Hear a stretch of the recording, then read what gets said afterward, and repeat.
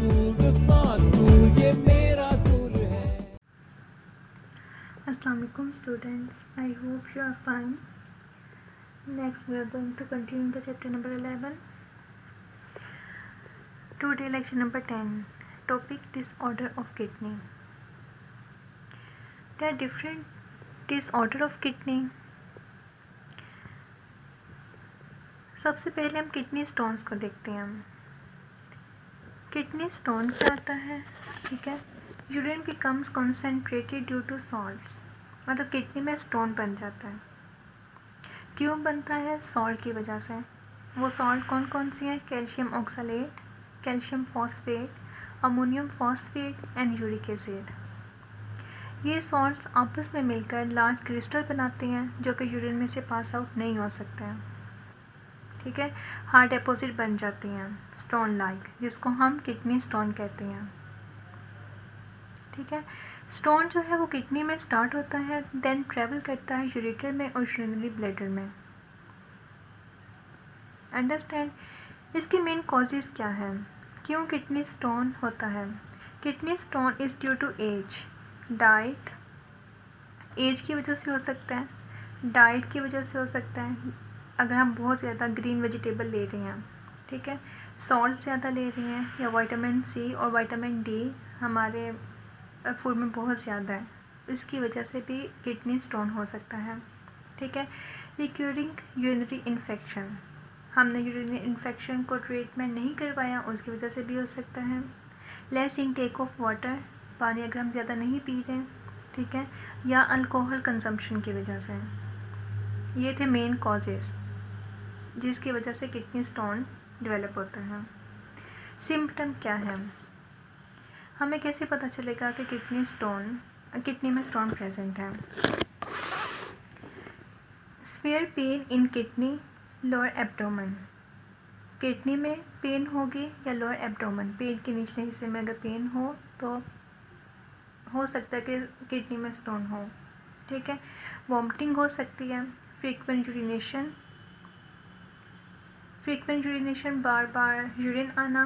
Fall smelling urine with blood and पस, और urine में ब्लड या पस का आना और बहुत ज़्यादा गंदी स्मेल आना. ये मेन सिम्टम्स हैं.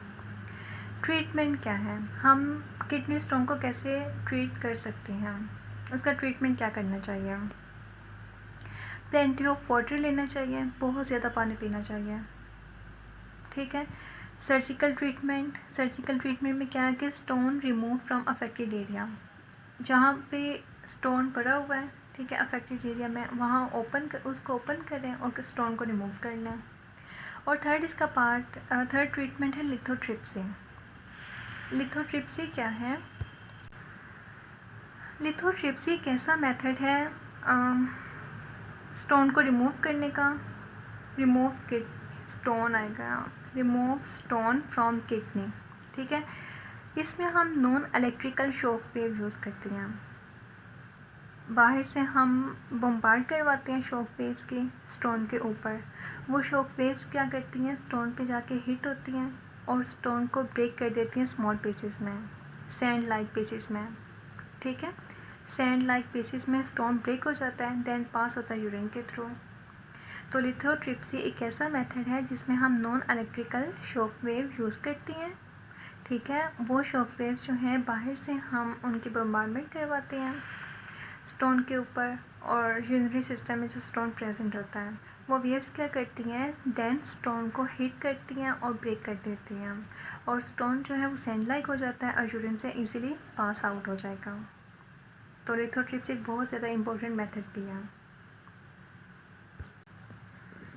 Here is block in your chapter.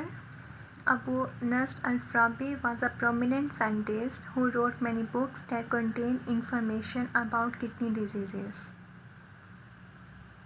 The genius Abu al-Qasim al-Zahrawi is considered to be Islam's greatest surgeon who invented many surgical procedures, including the surgical removal of stone from the urinary bladder.